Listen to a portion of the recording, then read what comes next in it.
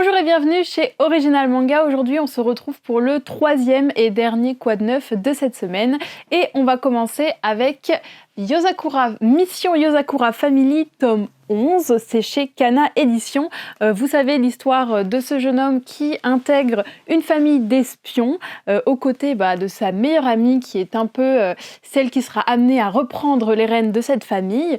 Chacun dans cette famille a un petit peu une spécialité, mélange de pouvoir, sauf sa meilleure amie, elle qui n'en a pas et qui doit être protégée par tous les membres de la famille. Petite particularité aussi, ils sont tous plus fous les uns que les autres, même malades mentaux. Hein. Donc ça amène à des situations très très drôles. Donc j'avais commencé à lire et j'avais plutôt aimé. Donc je vous recommande ce premier quad neuf, enfin ce premier manga de ce quad neuf.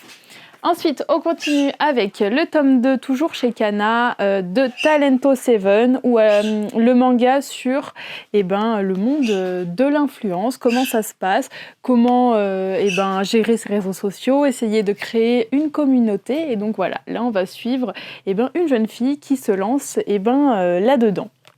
Ensuite, on continue avec le tome 2 de Vanupier, puis le tome 58 déjà de Zettai Karen Children, suivi du tome 76 de Gintama.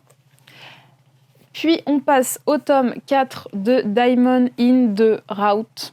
Je ne sais toujours pas comment ça se prononce, je suis désolée. En tout cas, voilà ce manga sur les pierres précieuses où on va suivre les aventures d'un maître et de son disciple qui vont partir à la recherche des pierres qui ont de toutes les pierres et de voir quelles sont leurs particularités magiques.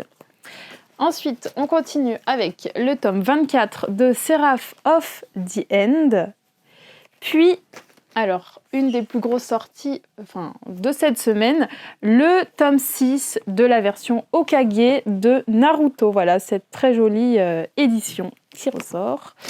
Ensuite, on a Tower of God, tome 8, et là c'est chez Ototo, donc vous savez, un webtoon très très très connu en ce moment. Voilà, donc c'est déjà le 8e tome.